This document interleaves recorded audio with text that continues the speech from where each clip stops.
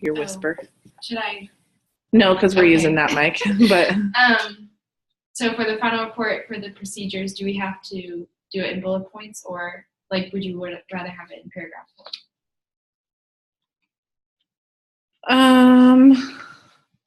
I think either way is fine. Whatever, flows best with your project. Keep in mind, though, that your final report is also kind of part of what you're giving to your facility, too. So if you don't think that they're going to respond well to big blocks of text, don't put big blocks of text. And I would say that most of them probably don't want to read 25 pages worth of this is how the project went, right? So bullets are probably okay in short narratives. Yeah, good question. Jessica, your question, are the written reports due the same day as our presentation? I think so. Let me double check. Well, yeah, so that's the final day of class. I think that's when it is due, but let me just double check that.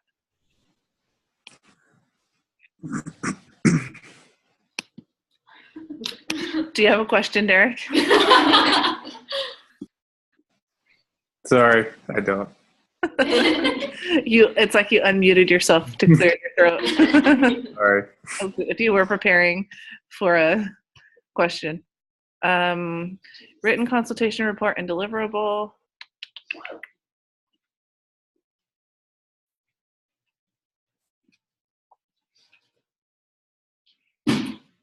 Yeah, so the whole thing, report and all deliverables, because some of you are making pamphlets, some of you are making manuals. So that is in addition to the report. Everything is completely due on the last day on the 12th. So I'll say midnight if you want to submit the formal report part to me by midnight. But then you should also work out with your organizations when you're going to give them that information. Hopefully that was already part of your MOA. Some of you might be giving formal presentations to your organization. I did mine. Yay. Oh, wow. Look at that. How did that go? It went well. It ended up, I presented for like an hour, which I've never done that before. Ooh. And then we talked about it, so it was good. But my project's a little different because I'm actually work at the place, so I'm going to continue it next semester. So it was kind of more of a, okay, now where do I go from here meeting? But it went well. Okay. It was good. They were really excited. I was running longer than I thought I was going to be, so I paused and was like, okay, I know that you guys, I had only told you we would be here for this long. If you need to leave, let me know. And one of the girls said she had already canceled her next thing because she was like very excited about it, so that was good. Okay. Feedback. Really good. I think this is part of what Sandy's going to talk about today in terms of presenting and stuff. So we'll talk about it, hopefully in the context also of presenting to an organization. Is anybody else doing a presentation for your organization?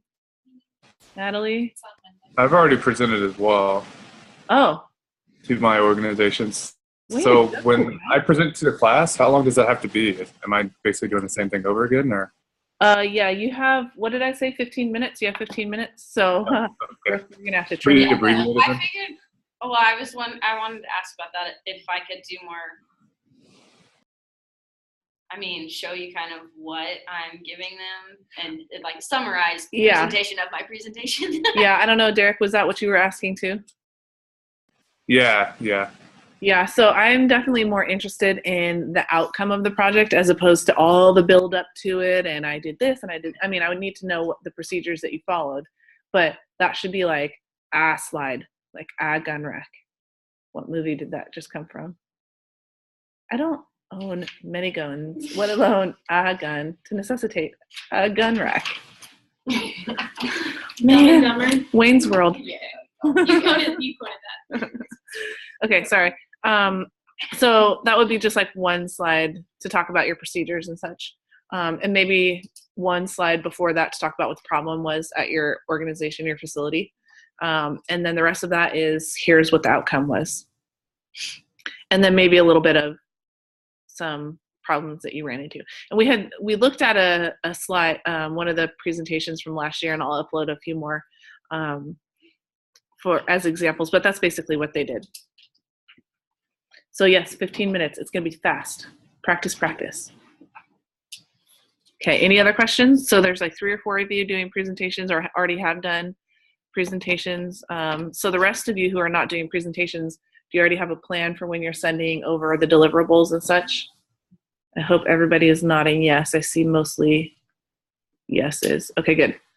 The last thing we want to do is not give them what we said we would give them. One, that makes Clemson and you look really bad. Two, if this were your job, you wouldn't get paid. Three, if this were your job, you wouldn't get another job with them. And then all that, it's bad things. All right, so if there's nothing left to talk about project-wise or anything else class-related-wise? I had to update my timeline a little bit. Do I need to go ahead and update that in the MOA and then get them to re-sign it? Okay, They so signed it at the beginning. yeah, so if you already have a signed one, I would say don't worry about getting it re-signed. I would just insert an edit type of a thing.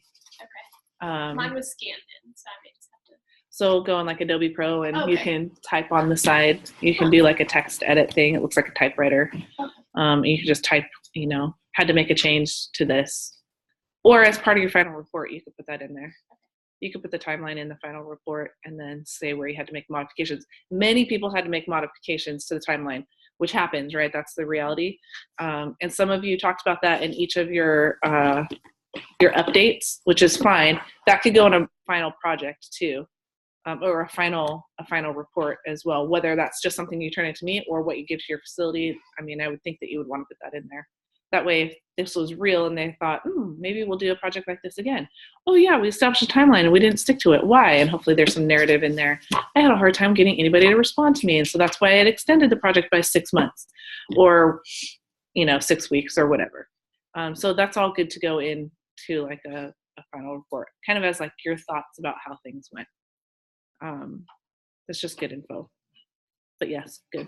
So again, on the MOAs, if you haven't had it signed yet, it needs to be signed by the time you turn in your final project. So I know some people were working on, whatever, changing liaisons and stuff like that, and that's fine, but it should be done and done.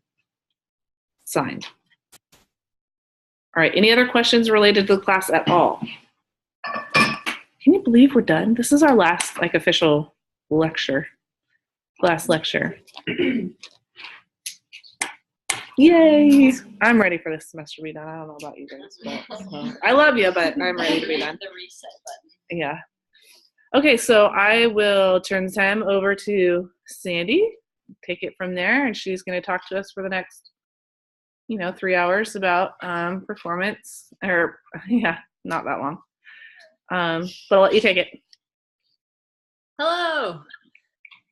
Yes. Pro presentations and a few other things are readings today. This is my third presentation today, which is kind of funny. I didn't plan it that way. My boss called in sick today, so I covered. That's the way it goes sometimes. But I'm going to try and go through these. I have a couple activities that'll require me sharing my screen, so that might let me know if my screen is not being shared. So I'm going to jump into it now.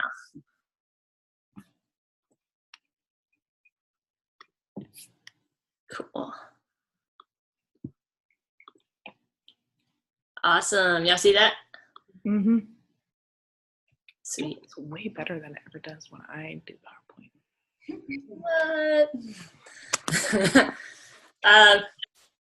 So presentations, we kind of had two different sets of articles that complemented each other nicely. And I'm going to start with presentations and then end with presentations. So we have, is it going to let me do it? Oh, there it goes. Our agenda, our readings, discussion board, developing to submitting a presentation, quality and performance improvement. Then we have time for a break if we'd like it. We'll go into leading in the RT field. And it kind of touched on that in one of the readings. So I thought that was nice. And then we'll end with an activity. So if you could right now, and if you can't, that's okay. We can do this in groups. But could you go to this link right here, and you can download it on your phone or on your computer. But it's a Kahoot app. It's a game that we can play together online. And if you have problems or would like to opt out, that's great too. Cool.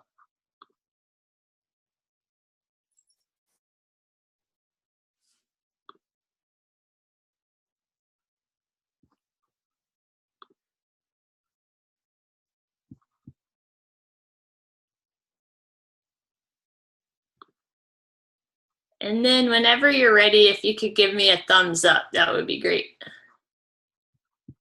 Awesome. Thank you. Do we have to enter a PIN or just?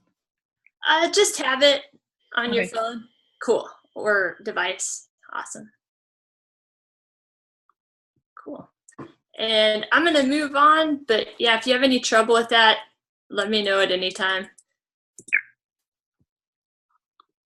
And we can chat about it. These are our readings. Pretty good ones. So the discussion board was really nice. I enjoyed looking through that and reading through it. So just to kind of think about our readings, who are our customers, that came up a few times. And I think there were a few comments on that it was nice hearing both the perspective of an internal customer, like what do the staff want, and also external customers. And then another question that might follow us through the rest of today is presenting necessary? And I think from what I heard, it's a skill that must be learned, and I believe in that. I agree with that. And are ethics important? That seemed to be another common thread in the discussion board that I saw. Do you have any additional questions to add for today before we jump into it? Can you No? put that? Can you tell us what the link was on our device again? My phone, I think I put in .com. Was it .com? I believe it's Kahoot.it. Oh, okay, gotcha. Kahoot it. Okay. Thank you. I'm sorry, I didn't mean to. Oh, yeah, of course. Thank you. And if you have further trouble, you can, I believe you can Google it as well. Okay. Yeah. So developing to submitting presentation. So I heard a few of you guys have already given a presentation for your consultation project. Is there anyone that hasn't done a presentation yet? Either for a school project or, yeah, we're all, it's the most nerve-wracking thing ever, I think. I feel like I try to do it often because I'm terrible at it, and it's worse than like rappelling or skydiving for me. I get that feeling up here, and I start sweating, and I'm shaking, and I drink a lot of water. It's really bad. And I think the more I do it, it doesn't go away either. Like I tried that. I tried to do some like self-immersion therapy for myself, I guess. But some people love it. So if you love it, let's talk so we can pair ourselves together. We can balance each other out, which brings us to another topic. So types of presentations. We have all different levels of presentations. National, so that's ATRA for us. Regional, this is an example of my region. It's the Therapeutic Recreation Symposium of the Southwest, and it's nice. It's Texas, Arkansas, New Mexico, Oklahoma, I think Mississippi, and Louisiana are in there too. And then state, we have state one, the Texas Recreation and Park Society. They have their big one, and then they have an RT chapter. So make sure that every session time has at least one rec therapy session in it. And then your local community groups. So community groups and local organizations, I do this one a lot. I talk to the Parks Board for the Parks Department and Keep Austin Beautiful, and like, yeah, different community organizations, the mayor's committee for persons with disabilities, yeah, different community groups. And then auxiliary workshops and in-services. So that could be at your that could be getting a few of your colleagues together to have an in-service, or if someone wants to hear something that you're doing. A good example of this, I had an internal workshop. We had some lifeguards that wanted to learn ADA as it related to the Red Cross, and so we just kind of talked about that, and I did a small workshop on that. Developing the presentation. And a few of y'all mentioned this in the reading, assessing your strengths. So again, like my strengths are in a small group environment out in the wilderness, talking or teaching or being outside or leading an activity with a group, standing in front of a class and doing a formal presentation is a weakness of mine. So I picked a really great profession that I'm going, just kidding. But balancing yourself out with someone who's really good at it. So that's why I'm grateful Jasmine is my mentor, because I can ask her for help because she loves it. And then find a topic you're knowledgeable on. You don't have to be an expert, but it's helpful if you know where you're going with your presentation and you're excited about it. Cool. Presentation proposals.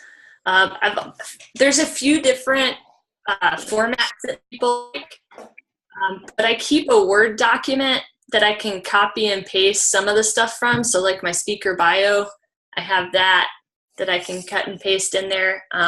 Generally, what they're going to ask for your presentation is an overview of what you're going to present. Maybe what time slot you would like. There's often like a 45-minute or maybe a speed session, like a 20-minute speed session or a 90-minute. And then what outcomes, what are people going to leave there with, especially if you're, if the need is to have CEUs for your session. And then format of presentation and equipment you might need.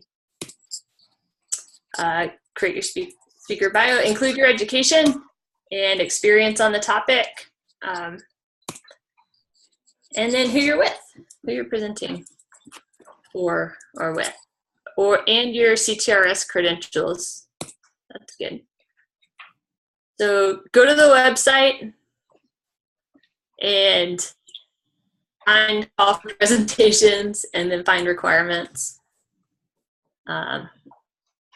Make any adjustments you need to your proposal and then look at conference topic themes. Sometimes I was on 2 committees and Jasmine, you might have more to add to this, both Jasmine's, but I was on 2 of the panels that went through conference submissions, and so I don't have a lot of experience, but it looked like they were trying to fill holes to have a diverse showing of sessions that year. So kind of look at what the conference is looking for. Ooh. Cool. So those are the main points from that first reading. I'd like to show you a few resources out there that exist that I'm pretty psyched on, but they're not, like PowerPoint is old reliable. You can always download PowerPoint and have it on a stick or a drive. But there are a few other really neat ones. I just started using the Story Map Cascade, and I might have to switch screens for this, but it's super cool. Can y'all see my screen? It's a PowerPoint. Okay, it's still in PowerPoint. Got it.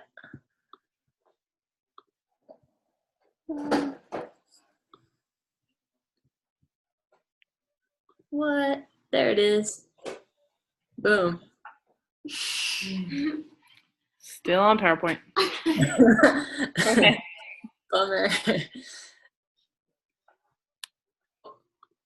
So this thing is cool. It's actually a GIS PowerPoint type of deal, so you can run through some cool stats that match with pictures. And I'd say if you're doing a presentation, match it with who you're talking to. So I use this one when I'm going to talk to like city planners about how I'd like to advocate for accessible programming spaces. Like we need accessible beds so right now we have 20 public community garden beds, but we only have 2 that are accessible for everyone.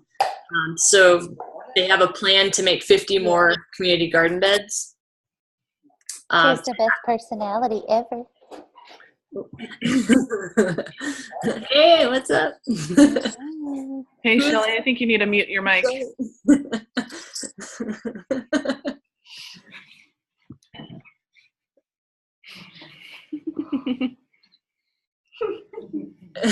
What's up, Shelly? Are you there? There she is. Okay. So yeah, this is a good one to know that exists out there if you're talking to planning people, and that goes back to the evidence-based practice, knowing like who your audience is and then catering to what they need. And then this is a good place to put in your evidence. Like, okay, we want 50 garden beds. You could put aside, here are the statistics of the area. We can pull up demographic facts and say, more people with disabilities live on the northwest side of town. Let's put 5 garden beds there, right? So that's an example of catering to your audience. Another one, presentation. This is Prezi. Ooh, and it's having a hard time loading. That's the deal with Prezi, is it has a hard time loading sometimes. But that's kind of neat. You can flow through stuff on Prezi. Have you guys ever seen a Prezi? Yeah, they're super cool. Oop. I have a Oh, question. there we go. Y'all see that? Kind of. Ask your question. Sandy, can I ask you a question real fast? Yeah, go for it. So now that this one's working, sorry. On the last presentation format thingy, the Atlas thing, I saw that it was really like text heavy. Anytime I am trying to view a presentation, I really like bullet points and not having to read a lot of stuff. What would be a good scenario to use text heavy presentations like that one? It would be your data type presentation. So with that story map, the Atlas one I just showed you, that's going to be where you're presenting a lot of evidence you're presenting a case. Like, I want this to happen. This is why this should happen. And then it breaks it up. It gives you chunks of text, but it breaks it up with these really vivid pictures. So, and it uses ArcGIS to do that, which is a software for mapping. It's a software the government uses to make all the maps. So it can pull out these really cool things, and you may never use it, but it's good to know it exists out there if you ever do need it. Yeah. So definitely, if you want to do more of a bullet pointed thing, then I would say PowerPoint is great for short, not non-cluttered slides. That's great. And then Prezi's kind of, if you want to flow people through, like have kind of an interactive thing and flow people through a presentation. I think Prezi, I've had success during webinars with Prezi. It's kind of a nice thing. Because Prezi is one of those things where it gives you a starting point so you can have a home screen and then tell a story, come back to it. I always had Prezi explained, like, you know, when you are working on a whiteboard in front of a group and everything, and you start writing and you're drawing ideas and you draw an arrow like this, and then you come back to it like this, and it's all that's what a Prezi is like, where a PowerPoint is really this very linear thinking process, where it's from slide to slide to slide, and to go back to it, you got to click back all these things. And so, but the way that Prezi was described to me, and I've done a few Prezis, is that it's more of like whiteboard thinking. It's not a linear thinking fashion, so you can kind of see everything all at once and how it all integrates together instead of having to go one step at a time to get through things. But again, I mean, some people have commented over on the side that it's really a different way to present, and it's a different way to watch as a audience member.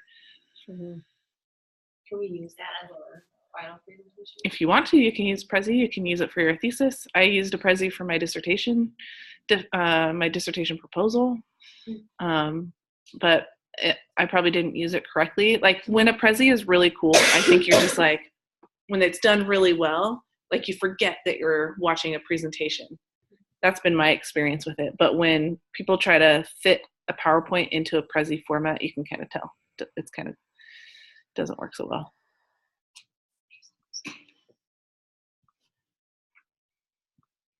Yeah, and that's it. I think it zooms out. Yeah. And you tell it when to zoom in, you tell it when to zoom out.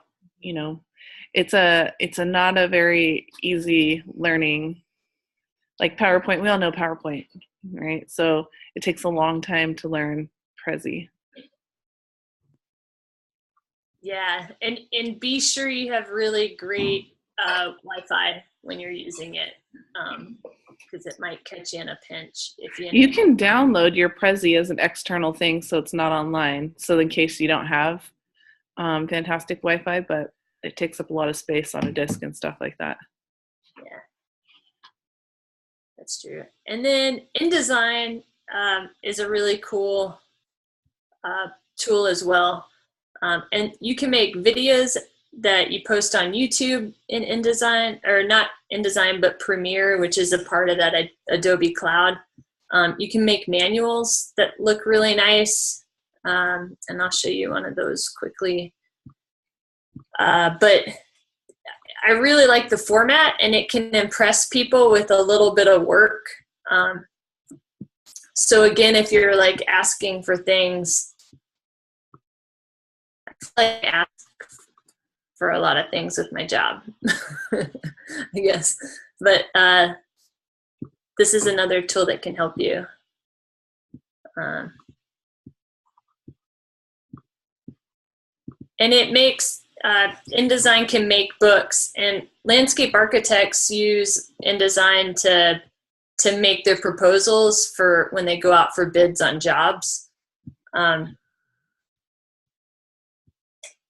So yeah, it's just a book format, and it makes it really clean. And you can inlay different, when it prints, it's really nice. It looks like you got the book from professionally made. But it's just so this could be good for like final reports and stuff like that. Absolutely, yeah. It makes, like, you can make these little figures to tell a story. Yeah, these little images and stuff like this. It's kind of What's that called again? It's called InDesign, and it's part of Adobe Creative Cloud. And I think they have a student plan for it.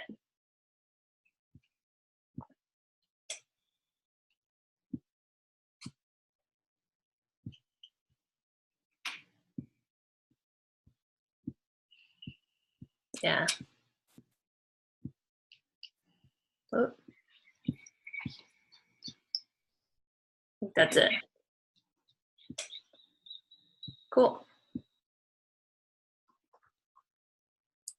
Right on. So we'll go back to this guy.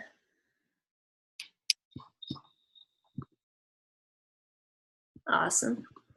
They look like they were crushing it.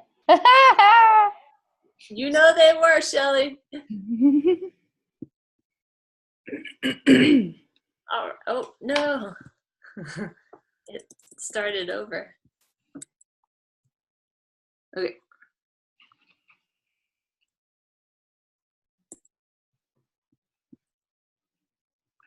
And cool, so switching gears. So our other readings were about quality and performance.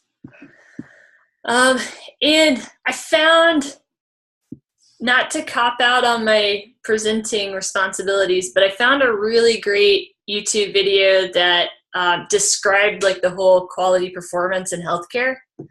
And do you have any questions before we move on?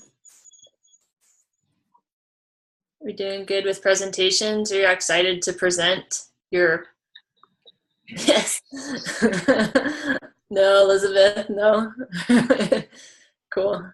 Right on. Sweet. Well, thanks for hanging in. This will get more interactive here in a minute. The quality improvement. This guy.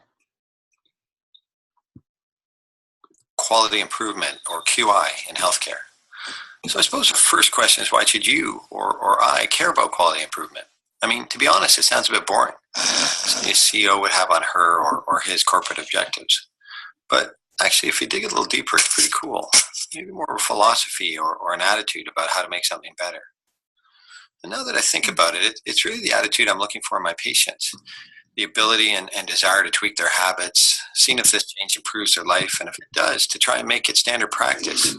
You see, for my patients to make these changes requires skills, but it's also an outlook. Humility and self-awareness to say, I've got room for improvement. The ability to gather better approaches, try them on and see if they work, and then adapt them until they do. Well, if my patients can do that, I think they deserve the same from us in the healthcare business. So I suppose the next question is, if we have the attitude, how do we actually improve? How do we use QI to make care better? Well, the improvement business has been around for a while. Organizations like Toyota and Bell Labs and leaders like Walter Sheward, W. Edwards Deming, and Joseph Juran polished and simplified the science.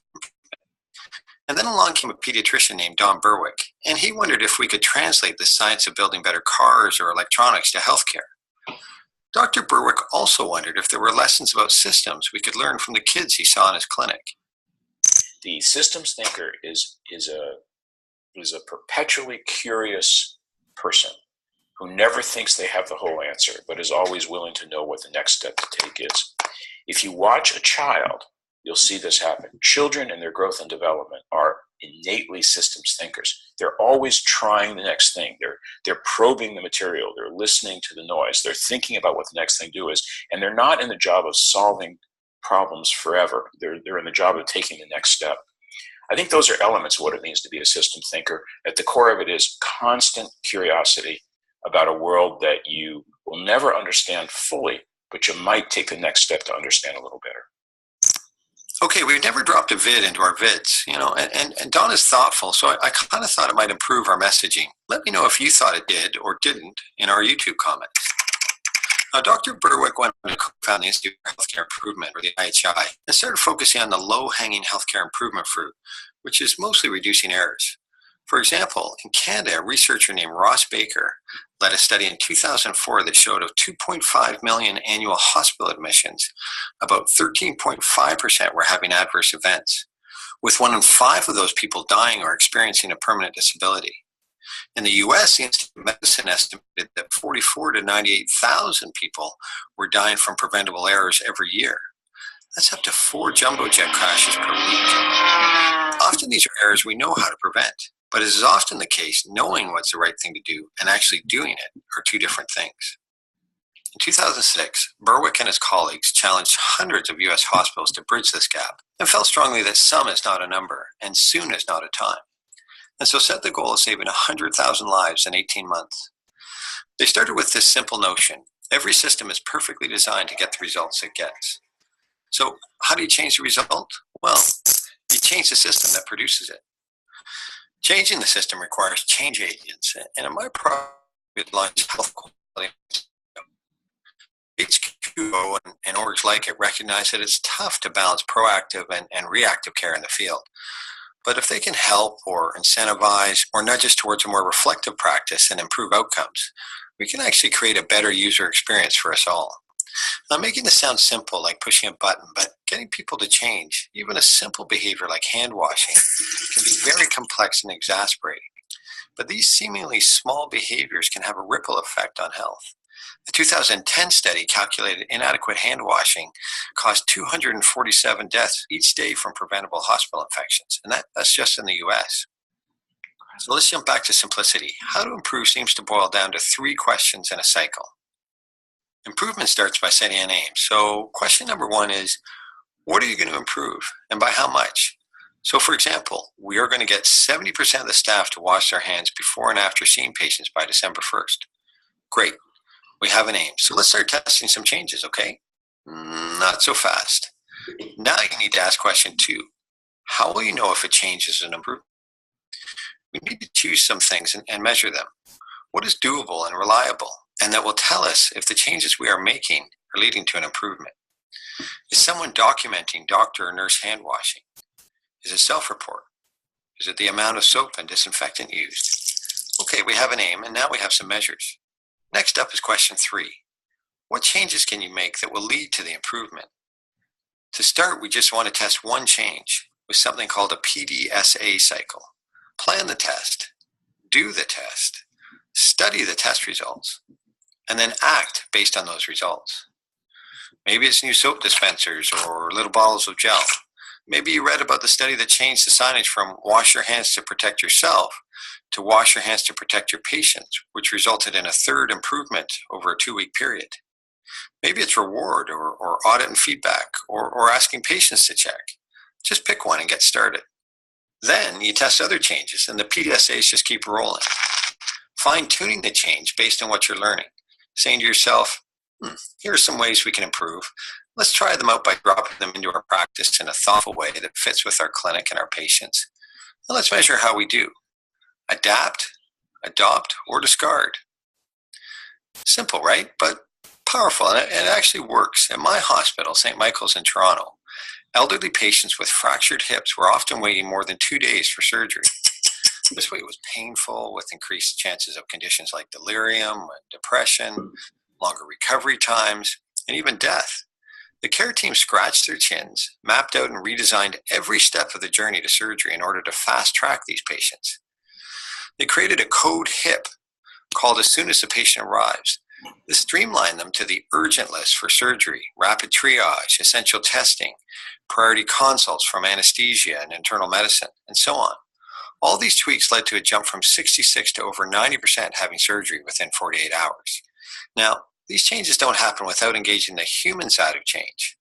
One thing you'll discover is that it's possible that the people you work with might not be as into hand washing or urine infections or diabetes as you are. I know, but this leads to 3 pieces of advice.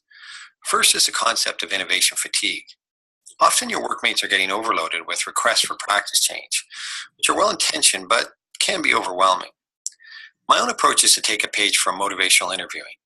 MI recognizes some of our natural inclination as problem solvers is to fix things, provide advice, and argue for change. But the reality is that not everybody is ready for change. Both MI and QI recognize that ambivalence about change is normal, that building readiness and confidence for change, a shared agenda, requires careful listening and strategic questioning, the ability to roll with resistance, more of a dance than a directive, I would say. Actually, sometimes resistance to change can actually be an opportunity in QI. Creating diversity or disruption can actually be an opportunity, something to build on. My second point is about priorities. I think we have to acknowledge that patients and your fellow clinicians may have certain priorities on the day. That talking about depression or headaches may trump your diabetes flow sheet, or even that focusing on their non-diabetes issue might in fact be more helpful for patient self-management. These shifting sands that transition from silo care are the reality of the emerging science of complex care. Sure, asking what's the matter, but also asking what matters to you. A great example is in Timmins, a small town in rural Ontario, where they wondered if they could do a better job of handling complex patients in the emergency department.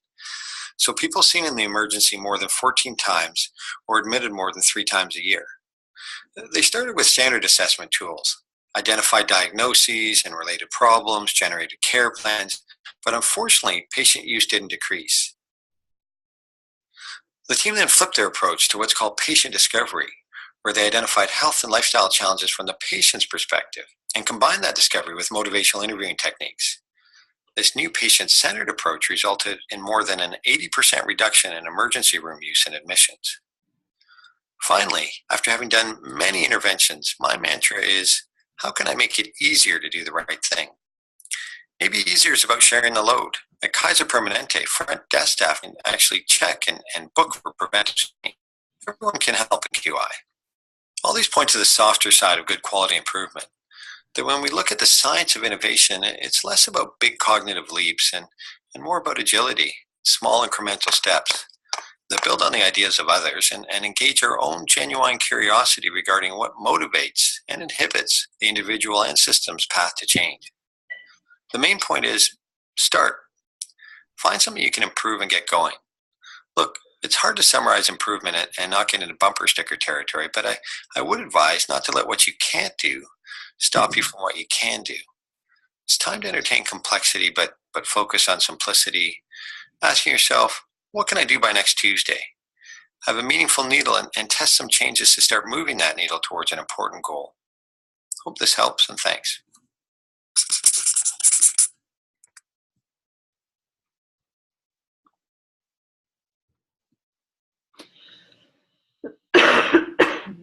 Awesome.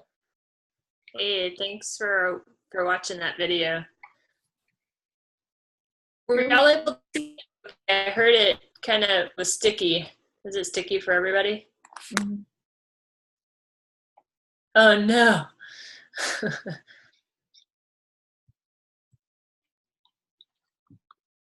Did y'all hear the main points of it by chance? No? Yes. Cool. Well, in that case, what are your ideas? Let me know what you heard in the video, and then we can talk from there.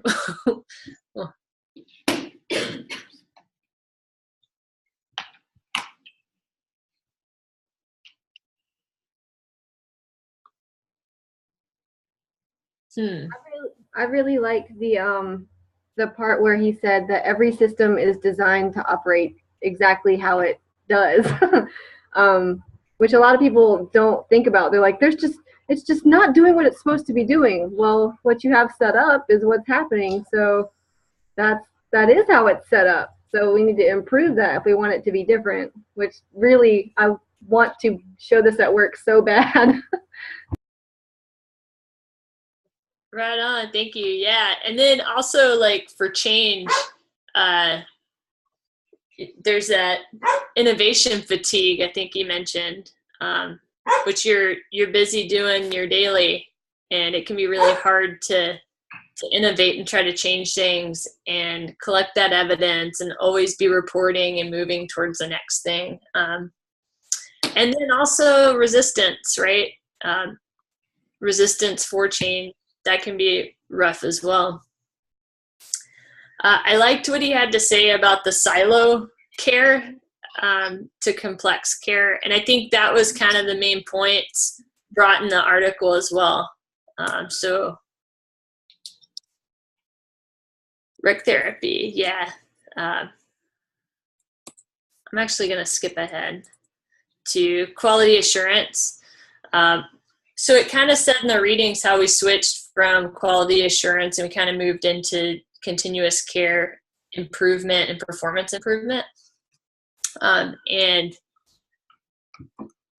I kind of think his idea about silo care and to complex care is kind of a visual for that. So recreation therapy, how do we have a high quality of service? After reading the articles, what's your idea about a high quality of service? What's our vision?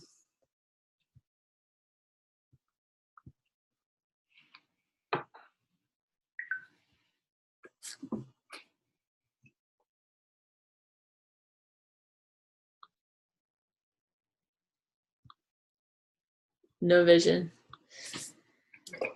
Can y'all hear me okay? Mm-hmm. Oh, okay. Yeah, what's your vision for your practice? I think unfortunately, often we're like stuck with the vision of the organization and what the organization thinks that our department should do. I think sometimes we don't have the option of creating our own vision, or if we do, we really have to fight a lot of resistance, especially with other departments within that organization. Yeah, that's rough. Absolutely. And that's kind of a morale, it's not a morale boost to come in and, it's empowering when you get to follow through with your own vision and you see things, hey, this would be better if we did this. And then you get to see those improvements every day. I mean, that's empowering and that feels good. So it can be really tough when your organization doesn't have a culture of allowing that. Absolutely. This makes me think of, I used to work for a hospital system that used a process with the lean. Are you familiar with lean? It's a management style with getting feedback from employees. And so we would have huddles every day with people from the entire facility. And then each department had its own like dry erase board with folders where you could put suggestions for improvement, and you had to mark out each step in the process of what you thought could be done better. And then it would be discussed in that department's huddle. And then things would get elevated and we'd have action items. And I thought it was a great way for people to get their voice heard when they had ideas that could improve a process. It could be something small. It didn't even have to be major. And I think that's where most of our changes were effective, was when they came from people who saw it like boots on the ground, day in, day out, and had that lived experience to make those recommendations. And I kind of approach my practice that way now, of what are the small things that I have the ability to change that I can then take to someone to implement, and not the big scale. Because I think a lot of that sets us up for failure if we're looking too far ahead, and kind of what are the things we need to do in the short term to meet those long-term goals. And so I think when you're asking, sorry, I have a cold, when you're asking for vision with practice, taking into account all of the consumer needs and how we can provide the best level of care is kind of my thought process. Yeah, that's great. How do you eat an elephant? One bite at a time, right? That's really good. Start small. It can get overwhelming. And also, like, it should be based on demonstrated outcomes, right? So you're getting that feedback, and you're taking that feedback and you're going to apply it.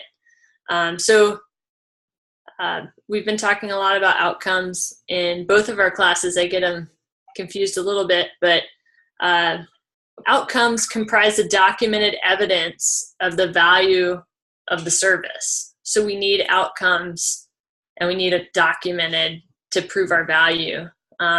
Outcomes are often needed for reimbursement and accreditation. So having them isn't a bad thing. You might have to pull from them for some other reason. And then accreditation is an external review of your organization's service. So now you have your internal review in place. That's a system in your organization, or just in your work. But then you can go outside of your work group to your organization or to accreditation. And then summary, quality of performance should be driven by ethics. Ethics are good. And I have a few questions about that. Play from the slides. Awesome. Ooh. So quality assurance. Let's talk a little bit about what quality assurance is. Is it internal or is it external? What did you gather from that? And both. Quality assurance. Yeah, and I would say too, or let me ask why. Why do you say both? Because you have like an outside accrediting body you can come in, and they want certain things done to make it quality on their point of view. But at the same time, you have the employees and the customers within that organization who generally want the same things as the outside body, but sometimes there's additional components that they need that aren't, you can't just rely on the outside organization. Right on. Yeah, and is it problem-based or performance-based? Quality assurance. I think it should be problem-based, because my view of quality assurance is it's kind of like your way of internally protecting yourself.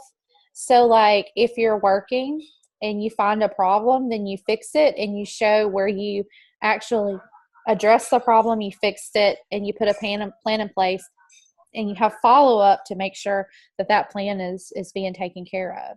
So in my personal opinion, and that's probably not the correct answer, I think it should be mostly problem-based, because you're trying to fix your issues and monitor what you, I don't know, my words are all jacked up. Absolutely.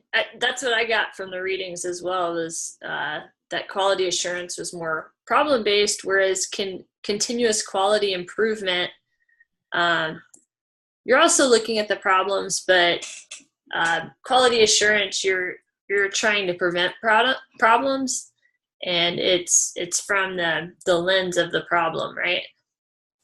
Cool. So is continuous quality improvement, is that external or internal, would you say?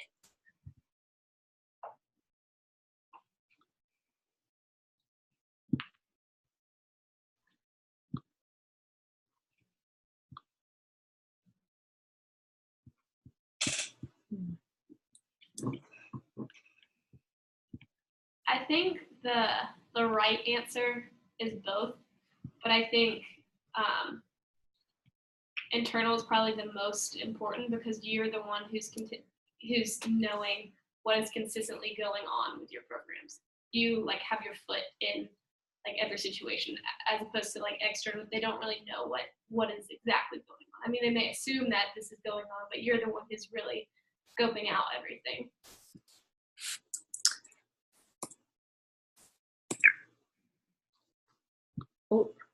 Yeah, and is it proactive or reactive? Or continuous quality improvement? Proactive, because you're preventing problems. I hear myself echoing. That was really weird. And problem reference based, yeah. Now we're going more into, you're not performance improvement, but we're still, like you said, Shelley, with quality assurance, you are looking at, you're going more into performance, but you're not quite there yet. But QI2 performance improvement, now we're looking at ourselves, we're basing ourselves on outcomes, right? So now we're more performance based. And our performance improvement, it's measured on outcomes and outcomes of care. Yeah. Do you remember Agenda for Change? I think McCormick said it in there, but it had to do with JCAHO and basically performance improvement. That's where we're going. Did y'all have any more insights on performance improvement?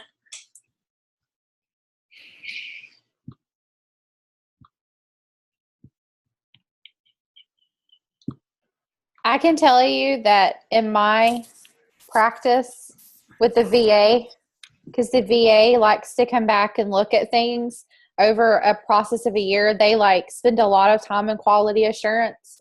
And I can tell you that it has saved me many times from getting a citation, because I'm able to show where I identified an issue and I improved it and fixed it, and I showed follow-up from it. It's also good because when you're trying to argue a point, you can show proof where this is an issue that was addressed and this is something that we're going to do to fix it.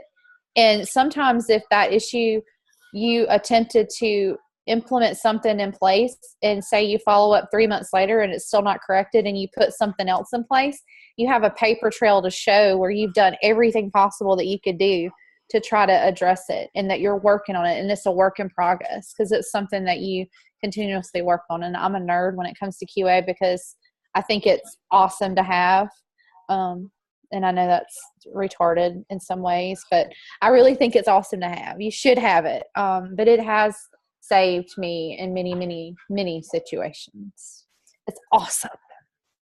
But I think it's like Shelley said, though, is that if, like my experience with QI or QAPI or, you know, whatever the building calls it, is that, you know, we identify the problem, but then it doesn't go anywhere. And like Shelley says, it's like if you identify a problem and you don't do anything about it, then what's the use of having it? And then you don't have any paperwork backing up saying, yeah, we knew this was a problem. Now you're showing that you didn't do anything about it versus you did do something about it. So I guess I've never had any good experience with it. Yeah, those are good insights.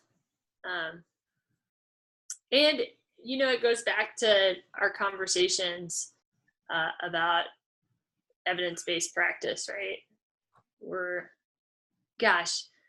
Jasmine, I don't know how you do this because I get our classes confused if we talked about that in this class or not. I'm like, wait a minute. There have been many times this semester where I'm like, didn't we talk about this already, guys? But no, it was our other class. Cool. I think that's great. Those are great insights, though. And JCO, we know JCO. I really like the overview about what JCO is. I mean, what we're our takes, how JCO has changed, and how we're implementing that change, or where we should go, that vision for it. So there was a shift,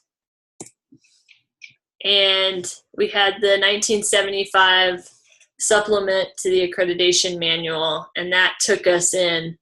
That promotes quality of professional services or quality of care. So that ushered us into that. And then continual evaluations occur, but we need reliable and valid measures, right? And then in 96, there was another shift from quality to performance, and quality was consistently optimal, I think was what was the term that was brought up. And then that there were some ups and downs to that one, to being consistently optimal. It was qualitative, I suppose. And we needed more outcomes. So that that was part of the switch to performance. Right on. Points to remember the 5 concepts. I think in one article they said concepts, and another they said the 5 elements, but they were pretty similar. Do I remember them off the top of your heads? You can shout out a few. I'll run down them.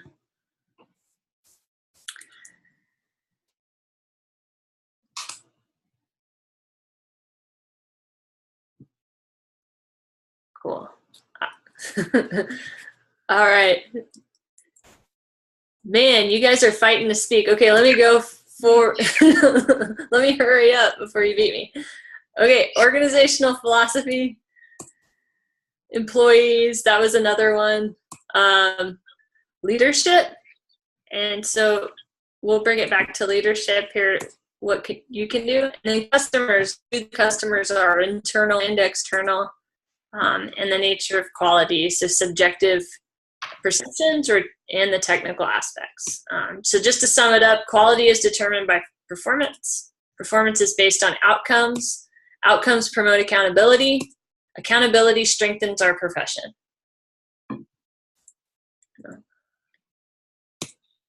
Bam. So we can have a break time if y'all like. You want to do... Or we can run right through it. I think we're pretty close to the end. It's up to you guys. Sorry, y'all. Yeah, we have 4 slides left. Don't everybody speak at once. Let's keep on going. Let's keep going. Go, go, go! Do it. Is that everybody? All right. I think we have consensus here. We're doing this thing. Okay. Play from current slide. Bam. So start a movement. Yeah, be a leader. At your facility in recreation, we're just bringing it back around here. Ethics. We've kind of talked about that through consulting. It's been in our book. Doing the right thing. So doing what you know to be right, even with nobody watching.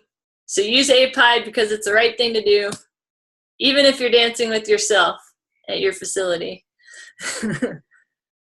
Because often you might be. A lot of times it feels weird to have to be a rebel to do the right thing, to get the right programs and the right systems in place where you work. I have a question. Yeah, go for it.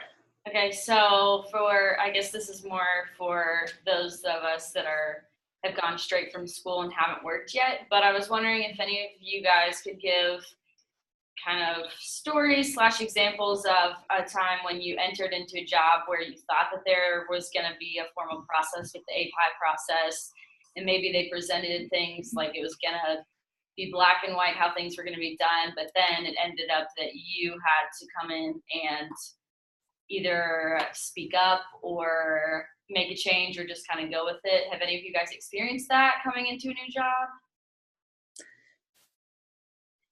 I could share my experience, and that's been there's sweat equity, I guess. So whoever's willing to do the work to change it, it ends up being their vision of that change. So a lot of times I just noticed that in our facility, we had this kind of made up assessment at the city. And it was kind of based on different things like FEM scores and things like that, but they kind of just made a hodgepodge, and I didn't understand it, and it was hard to use, and it was hard to report at the end. So you kind of just start, especially if you don't know the process, which it's great having the resources and the wonderful teachers at school to be that resource of a good way to do it. It's a faster, straighter line to get there. But I think just being able to go in and start chipping away at identifying the problem and moving forward with it. If it's something like APIDE, just implementing APIDE and coming up with a process, one thing that works really well is just coming up with a blueprint, a process, and then people will, once something's there, people will want to give their opinion about it, you know? So then you can start to make changes from there. But a lot of times you just got to get something off the ground, something started for folks to talk about. So are you talking about like situations where you go into an organization and they're calling it rec therapy and they're calling you a rec therapist? They're not really doing the API process? Yeah, I mean, because with my internship and some of the examples of things that we've talked about in class, it kind of seems that in the real world, we really have to stand up for ourselves and advocate for rec therapy. And I know with my internship, we did have a rec therapy program, but I don't know, what they were calling it to me wasn't what it was. I know that's super vague, but yeah, so I guess. Yeah. So they didn't do formal assessment or evaluation processes? No, they did, but it was more of the way that they promoted it was that it was you would do recreational activities to improve recreation education, and at the end of the day, it was pretty much any activity that we picked that was just a small thing that might not be. So this is just a philosophical difference, and this is the philosophical difference that exists in our field, that a lot of organizations ascribe to one or the other in terms of the two approaches. And in many ways, the practice of rec therapy, I'm going to regret saying this, can be different based on the philosophy that an organization takes. It shouldn't be, right? We should all be following the API process, because the API process is the rec therapy process, right? We do assessments, we make a plan, an individualized plan based on what that assessment information gives us. We implement it, and then we evaluate how it went, what the outcomes are associated with it, what our participants thought about it, right? But that doesn't always happen. That process doesn't always happen in every facility, but they still call it rec therapy or therapeutic recreation, right? What's that? It was like what we talked about in my proposal. Yeah. So, were you asking this in relation to ethics? Like, what do you do? Yeah. Do you go in and say, you're not doing rec therapy? Yeah, that's where my question stems And from. throw it down? You know, what do you do when, I guess for me as someone who's going to be applying and entering into a new position, I haven't worked in the real world yet, technically. And, what if I walk into a job and they're saying they're doing one thing and they're not? I don't know. I guess I just was looking for insight into how you approach this. It will happen more frequently than you think it will happen, Well, that's what it sounds unfortunately. like from what people in class have been talking about. But I think that, though, where you take a stand versus where you just go with the flow and try to implement small changes, because a small change over time can create big difference, right? And while that's frustrating that it might take a long time to get to here, you're not, at least in those instances, like butting your head against a hard wall, type of a thing all the time. But where I would say that you draw that line between just going with the flow and taking a hard stand is if we're talking about quality, right? If your patients, clients, whoever, participants are receiving substandard quality services or are in danger, or so you have to be kind of critical about it. Can we get away with not doing assessments? I don't know, maybe. No, no, right? Not really.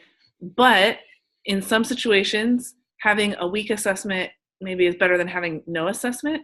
And so I'll make small changes here, right? But if in doing that weak assessment, you realize that you're putting somebody who is completely, everything about their functional abilities are contraindicated for the activity that you're doing, but you have no clue because you haven't done an assessment.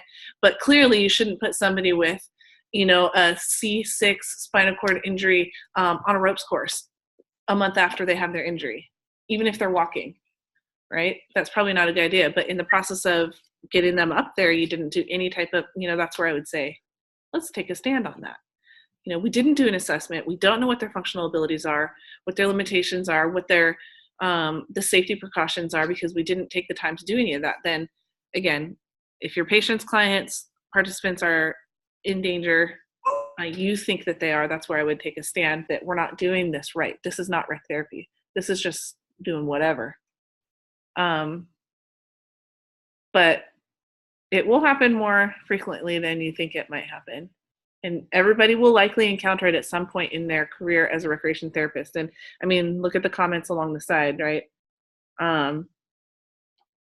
And maybe it's a small thing about assessments. Maybe it's hiring people who have a CTRS versus not hiring people who have a CTRS. Maybe it's hiring people, Jim Bob off the street and calling him a rec therapist and paying him the same as you with the actual CTRS with a degree, right? So I think you have to pick your battles of where you're going to take a stand. But I would say that safety and quality is where you take your stand every time.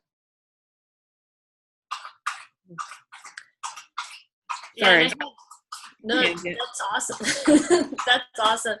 And you might be surprised when those situations come up. I know I was asked recently, as part of my annual review, to take on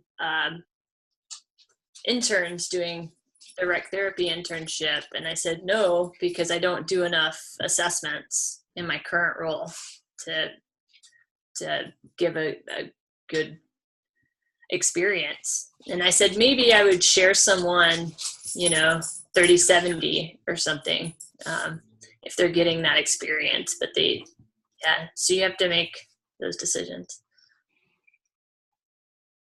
And it's hard, and it takes leadership. That's my segue to the leadership lessons from the dancing guy. Okay, so thank you so much for asking that question, because it's an awesome segue. Here we go. If you've learned a lot about leadership and making a movement, then let's watch a movement happen start to finish in under 3 minutes and dissect some lessons. First, of course, a leader needs the guts to stand alone and look ridiculous. But what he's doing is so simple, it's almost instructional. This is key. You must be easy to follow. Now here comes the first follower with a crucial role. He publicly shows everyone else how to follow. Notice how the leader embraces him as an equal. So it's not about the leader anymore. It's about them, plural. Notice how he's calling to his friends to join in. So it takes guts to be a first follower. You stand out and you brave ridicule yourself. Being a first follower is an underappreciated form of leadership. The first follower transforms a lone nut into a leader. If the leader is the flint, the first follower is the spark that really makes the fire. Now here's the second follower. This is a turning point. It's well. Now it's not a lone nut, and it's not two nuts. 3 is a crowd, and a crowd is news. A movement must be public. Make sure outsiders see more than just the leader. Everyone needs to see the followers, because new followers emulate followers, not the leader. Now here come 2 more people, then 3 more immediately. Now we've got momentum. This is the tipping point, and now we have movement. As more people jump in, it's no longer risky. If they were on the fence before, there's no reason not to join in now. They won't stand out, they won't be ridiculed, and they will be part of the in crowd if they hurry. And over the next minute, you'll see the rest who prefer to stay part of the crowd, because eventually they'd be ridiculed for not joining. And ladies and gentlemen, that is how a movement is made. So let's recap what we've learned. If you are a version of the shirtless dancing guy, all alone, remember the importance of nurturing your first few followers as equals. Make everything clear, not you. Be public, be easy to follow. But the biggest lesson here, did you catch it? Leadership is over-glorified. Yes, it started, don't get all the credit, but you saw what really happened. It was the first follower that transformed a lone nut into a leader. There's no movement without first follower. See, we're told that we all need to be leaders, but that would be really ineffective. The best way to make a movement, if you really care, is to courageously follow and show others how to follow. When you find a lone nut doing something great, have the guts to be the first person to stand up and join in.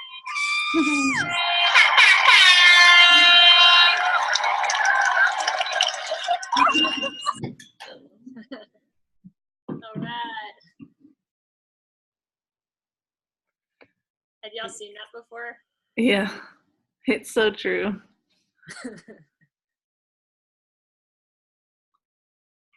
So lead the movement in recreation therapy.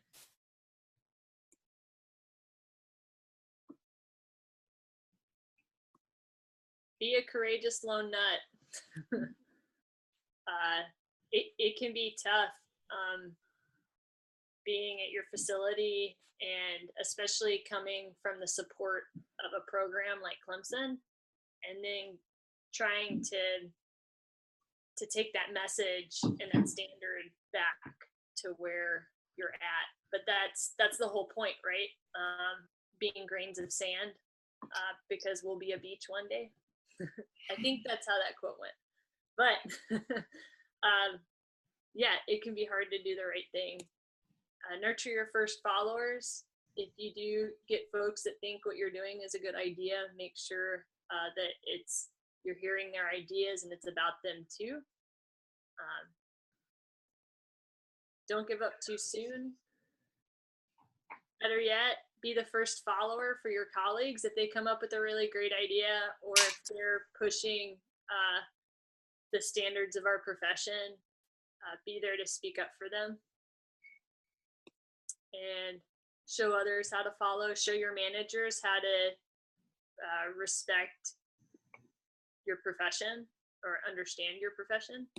And then go spread the word by presenting your ideas at Wahoo! So I have to like shamelessly plug really quick Clemson. So this is where Clemson is trying to be both a follower and a leader in recreational therapy education. So I think Temple University was maybe the first to offer a 4+1 in rec therapy, or they've had it for a really long time.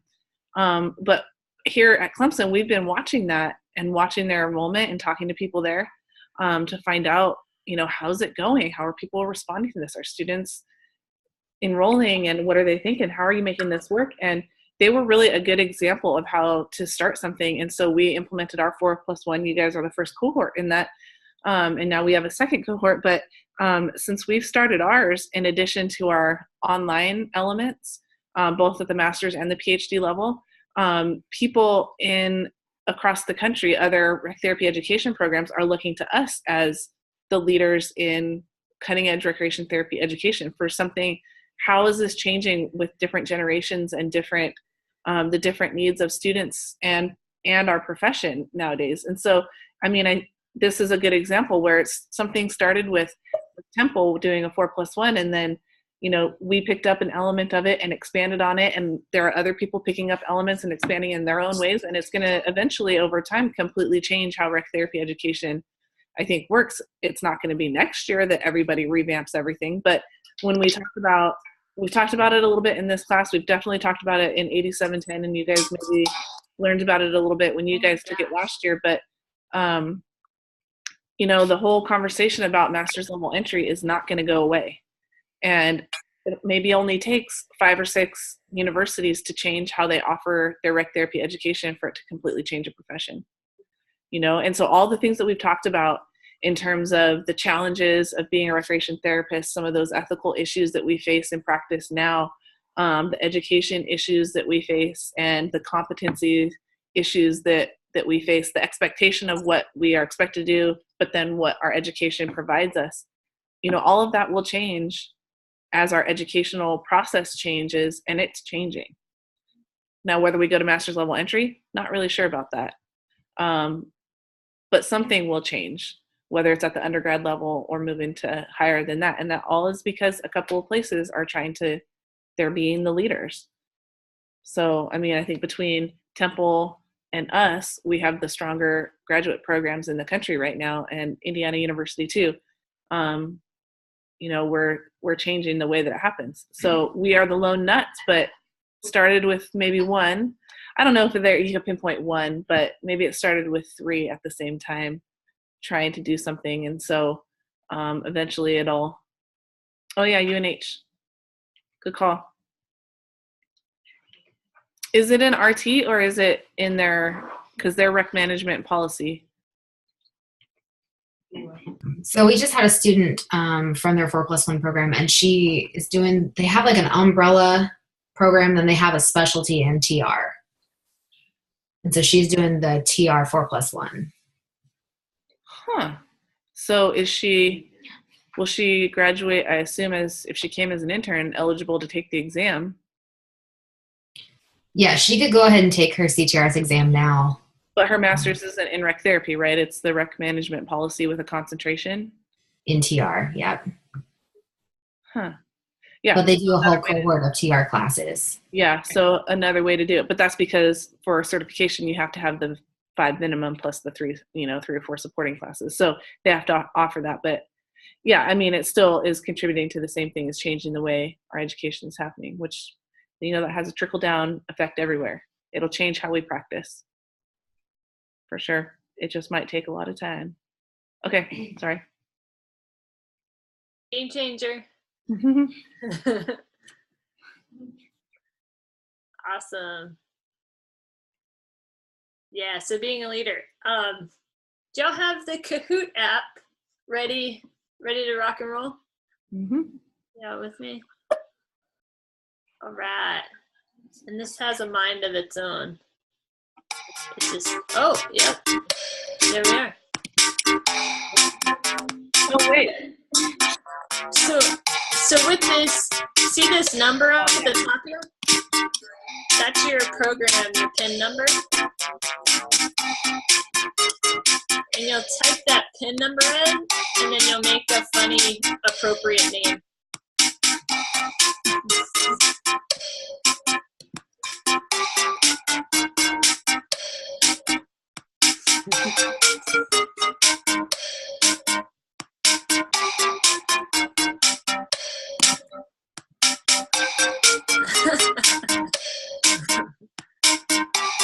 That is townsman and councilman.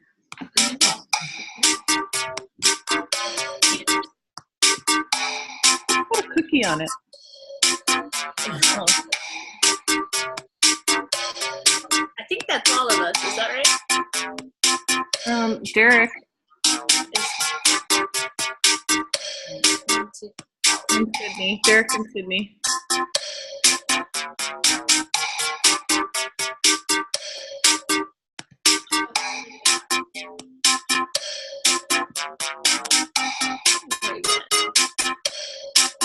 Challenge business, I guess. Let's go. Let's see. Cool. Okay. All right. Y'all ready to play? Oh. Here we go. Oh. It goes really fast. And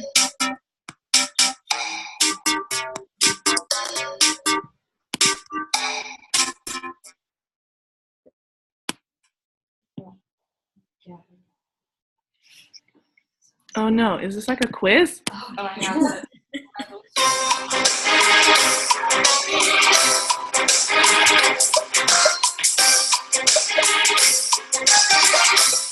the question is at the top of the screen if you need to reference it.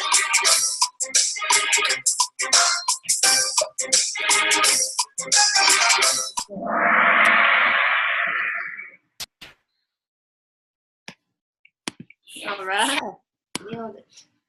So we lost a few on that one. Were y'all having trouble? Was it? No. Okay. If you need to reference the question, it's at the top of the screen here. There you go. Everybody was like, Tess, I'm out. They get better. That was just to scare you. Here we go. What's the right answer? Oh. All three of them except for the green one. Oh, okay.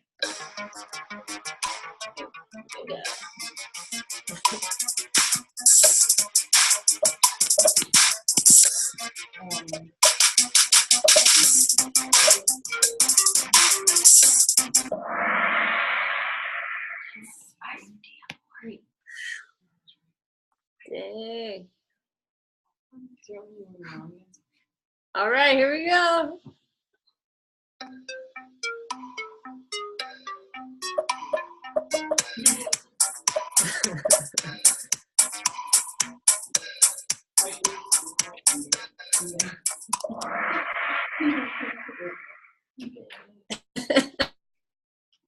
Nice.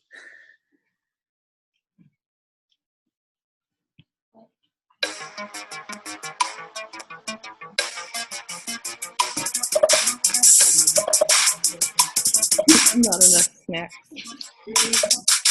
Sometimes I have bad days because of that.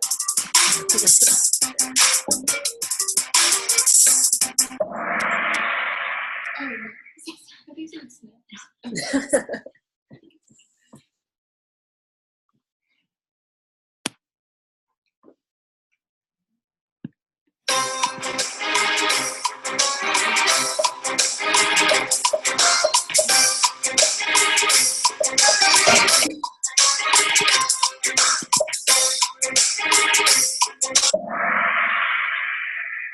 Okay.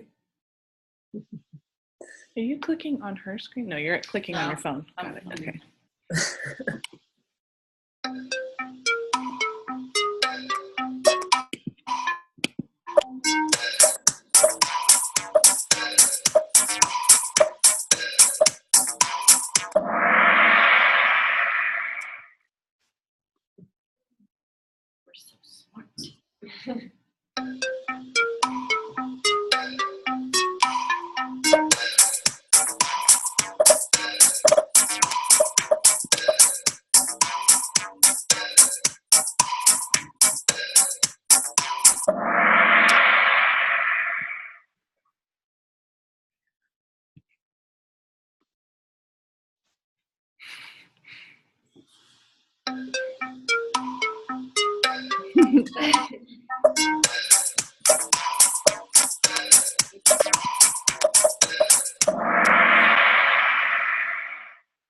I did not intend to answer. Oh, come I did on. not intend to pick that answer. Sorry. That's all right. Truth is truth. Right on.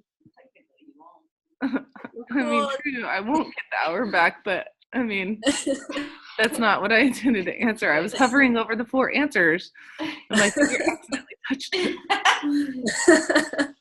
Dang, sensitive trackpad. True, because that's my MO. Cool.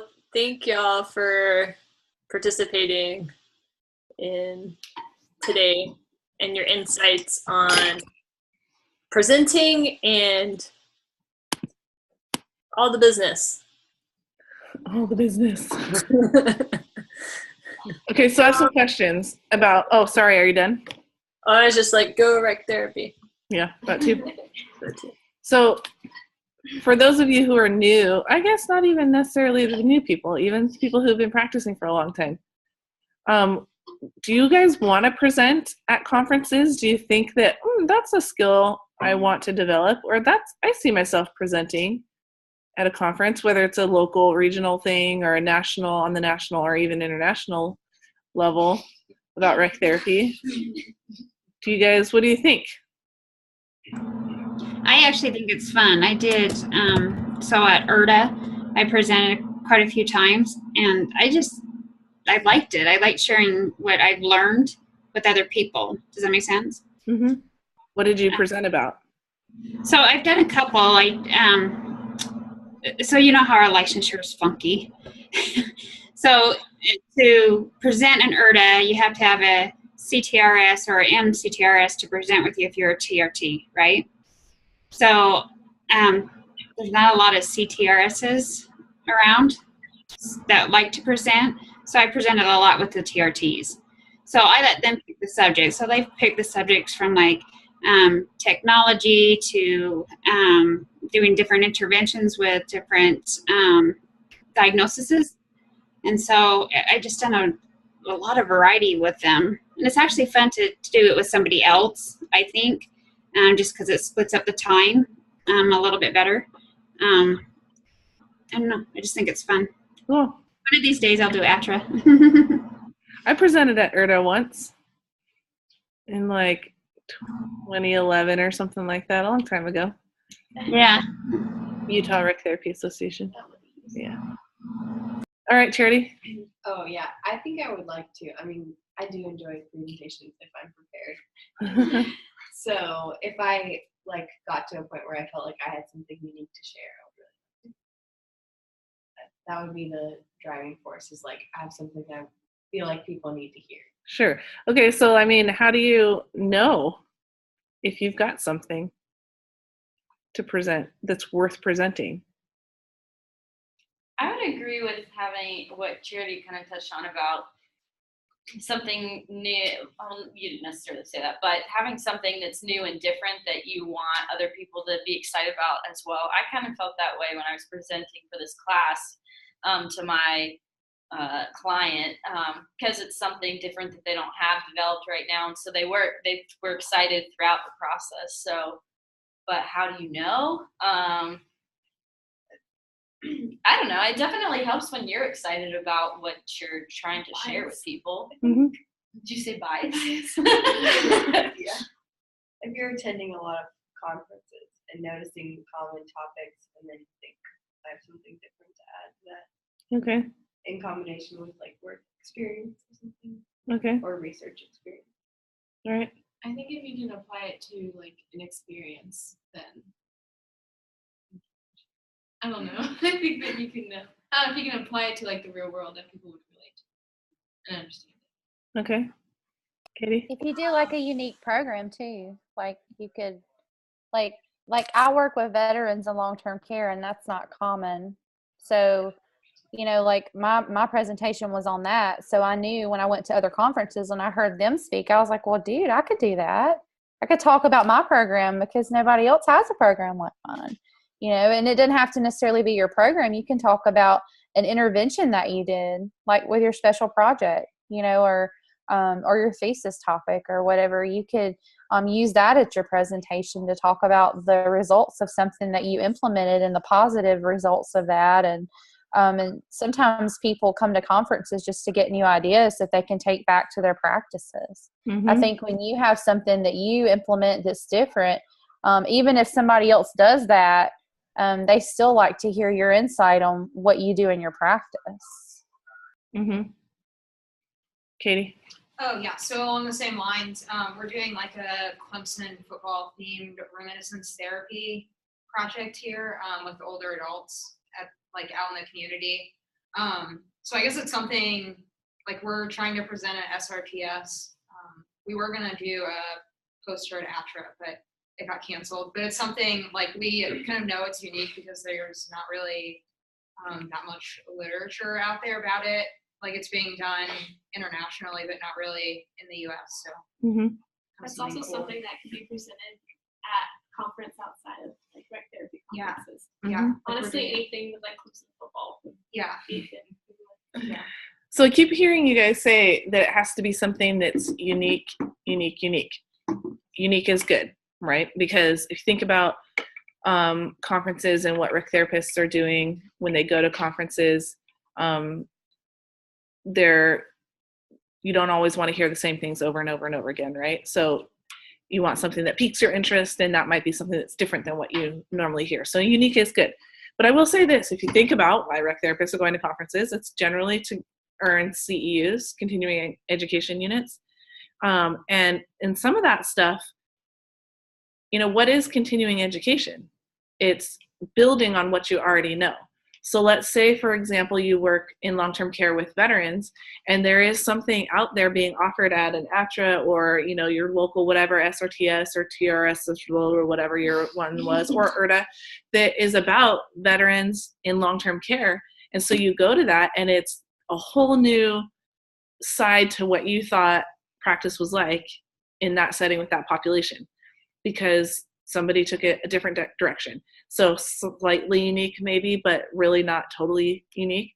And so it doesn't have to be like this new novel thing. Yes, that's always good, but we can expand on what is already existing and offer that as presentations as well. So this is where somebody who may be an expert in an area, you don't have to be an expert to present, but if you tend to have a lot of knowledge about something, like maybe doing research, you could go and present about that. It doesn't necessarily have to be a program in terms of rec therapy specific, but maybe all of you guys are going to walk out of here saying, how to collaborate with, universities to do research projects, because now you've all done it and you're pros, right? You're experts.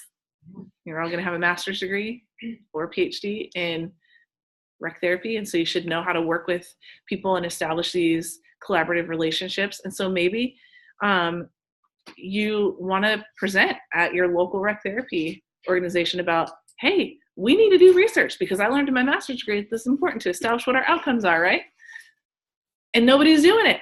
Here is a way, step by step, that you could do it, and kind of outline this whole process of establishing a relationship with an organization, with a university, between an organization and a university, about how to do these projects together. You guys could all present about that. Is that unique? Sure.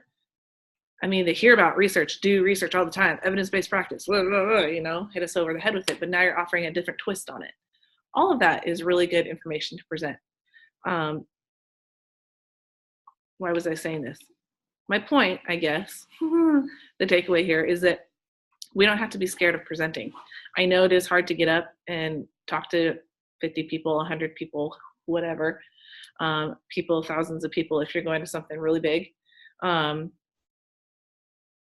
You don't have to do 1,000 people, right? You could do small education sessions at small regional conferences and still be able to make an impact in our field, and be the lone nut. Maybe you have an approach to working with people with schizophrenia that you think that this is the best way to develop a program based on those standard thingies that you're doing in your thesis. After you're doing your thesis, you come to realize this must be the way. And you can just make the rounds presenting about it, and you've become the expert on that. And that's okay. You can start small and then work your way up to the national level. But it doesn't have to be a scary thing. It might be, but it doesn't have to be. I mean, I know a lot of people don't feel good about having to get up in front of people, but content-wise, it doesn't have to be a scary thing. You guys have the knowledge, or should have the knowledge. After this program, you will have the knowledge. The call for proposals for Clemson's JV conference, they're out. So Shameless plug. if- Awesome. if you local people or even people who want to come from out of state or whatever want to come present, be on the lookout for this call for proposals. Mm-hmm. I think SRTS is December 30th. Yeah, SRTS is coming out soon. So there are opportunities, and the more you do it, the better you get, and the more comfortable you get doing it. And some people just are more comfortable from the get-go, and that's okay. And some people are not, and they never will be, no matter what. I have a colleague. She's a faculty member. She teaches at Baylor University. She is fantastic. I love working with her. I love talking with her. We write together. She is deathly afraid of presenting. And so she rehearses her presentations. She writes it all out, every word that she's going to say. She doesn't read off of any cards or anything like that. She memorizes it. And she memorizes and plans for the silent pause, dramatic pause for effect type of a thing. She plans those into presentations, and she memorizes it all, times it out, practices it thousands of times with her husband and everything, because she doesn't feel like she can just do off the cuff type of presentation. I don't write anything down. I make my PowerPoint. I walk through my slides, 10 times or so, and I think it all out in my head, and I speak it all out in my head, but I don't write anything down, and I don't have cards or notes or anything like that. We are like these two totally opposite ends of the spectrum in terms of how to present. And then you have the people who read off their slides like this, and it's totally horrible, and everybody falls asleep, and blah, blah, blah, everything in between. And I would say don't do that. You can have note cards to present and stuff like that to help you get through it, but don't ever just like read. I have sat in a presentation like that where this guy was reading off of his, usually you have to present or submit an abstract of what your presentation is going to be. And different conferences are different lengths, but his was a 3-page abstract, and he had all these slides to go along with it, and he had like a slide advancer, and he'd be like beep type of a thing, like from 1982, the slide turner thingy, how it would beep to let you know. Oh man, you guys have never seen those. A few people. Anybody? Okay, good, Jasmine. Thank you, redeeming me. And Tracy, you know what I'm talking about. Yeah, the old school projector slides, and you had to have a little tape player with a tape in it that would speak the content of the slides, and then it would beep every time it was time to turn the slide. And so you would just sit there next to the projector and turn the slide when it went beep, and then you turn it, and then it would continue on with the content. Oh yeah, that was totally like 5th grade type of things about like, yeah, okay, anyways. I mean, that was old when I saw it. That was like the norm for my mom's generation anyways. But that's what this guy presented like. He would just read straight off of his stuff, and then his slide advancer guy, he'd say, okay, next. And then the guy would just hit the arrow. Like he couldn't hit his own arrow type of a thing because he was so engrossed in reading. Don't do that. But presenting is a skill that takes time to learn and acquire and refine, and everybody has their own style, and everybody does it their own way, and that's okay. But don't be afraid of it. I'll just say that. So if you have to present in your organization or at a conference or whatever, we got to learn how to do this. You can do it. Were you nervous, Brooke, when you presented? I mean, I always get a little bit nervous. I mean, even when I ask questions in class, but I was excited, and it was people that I've worked with for 2 years, so I know them really well. So I was nervous, but I was probably more excited that time than nervous. But most of the time I'm getting nervous, yeah. Who else is presenting or has already presented? When are you doing yours? But it's really like, it's very low key. Yeah. Like it's just like, it's during a staff meeting, and it's just going to be like, she just wants me to present my data. Do you have a PowerPoint or anything? I have to ask her if she wants me to make it. Like it's very low key. Like, because they have a lot they have to talk about. It's just kind of like little parts of the meeting. Yeah, I'm presenting my feedback Mm-hmm. to them, but I'll probably use the PowerPoint that I'm gonna use for this class and use it for Slightly that one too. modified. Yeah. Yeah. Oh yeah. You guys can do it. I got asked to be a presenter at an international conference in Thailand this summer. And at first I was like, I'm going to have my slides translated into Thai. Then I'm going to have to speak it all in English. And then is there going to be an interpreter who interprets everything that I say as I'm saying it?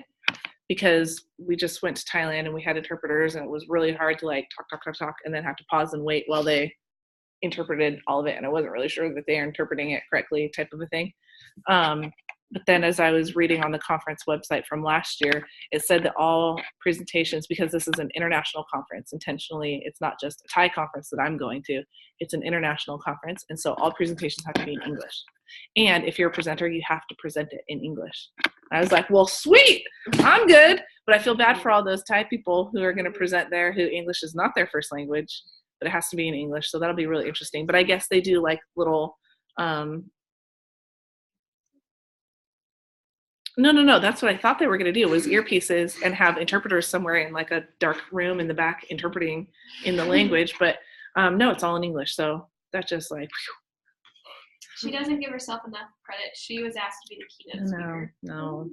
A keynote speaker, not Okay, the but keynote still. speaker. Let's clarify here. So yeah, I'm a little nervous about that one just because it is an international one in a country where I don't speak the language, right? I can say thank you. That's about it. How do you say thank you? Sawadee ka. Yeah, in Thai, right? Or is that good morning? Yeah, sawadee ka, right? Or is that good I morning? think that's hello. No, kub kum ka. What is kub? That's thank you. Yeah, that's thank you. Kub kum ka. And sawadee ka is good morning. I don't know. Tangent. Anyways, and you have to do this at the same time. So maybe I'll just say that a lot in my presentation. So that or maybe I'll say sorry. How do you say sorry?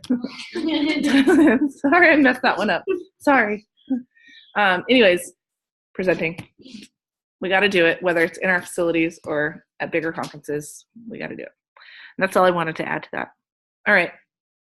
Any other thoughts, comments, questions, concerns about anything with the class?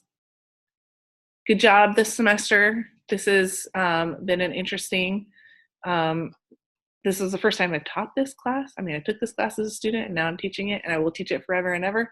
So I am opening up the course evaluations for this class. I do have a second course evaluation that I would like you guys to take, and it is on Qualtrics, and I'll send you the link to that. And it's a whole lot shorter than the university one, and it is tied to our course learning objectives. And I would really like you guys to take that one as well, just so that we have, I use that for my own personal knowledge. We use everything for our own personal knowledge, but that stuff is going to be used a little bit differently. And of course, it's all anonymous. So I'll send that out in the next couple of days. And today, after class, I will post example presentations that we talked about in class last week. Or the week before? Last week? Yeah, okay, good. Phew, I'm only 1 week behind. And then that's it. The link for Sandy.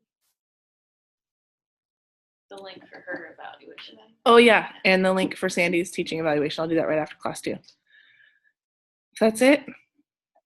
That's it. Are you gonna post the order that we go in? We didn't establish an order other than Tara saying she wanted to go first. So do you want to go second? Yes, because my mom's coming in town because I have like a parade going on the next morning that I'm in charge of. So if there's any way that I could go second, that would be great. Yep, second. Okay, since we have everybody here, who wants to go third? Sure. Okay, Brooke. This is Tuesday. Yep, this is Tuesday. I'll take that. 3, wait, second, hold on. Charity, fourth. Derek, Whitney, Katie, Natalie. Natalie said fifth. I'll go sixth. Natalie, 5th, Katie, 6th. I'll go whenever, so that's fine. Okay, you're 7th, Whitney, you're 8th. Is that okay? Yeah, I have no preference. Okay. So I will just type that into the chat next week and we can see that and keep track of ourselves as we go. And then that's it. Have a good night.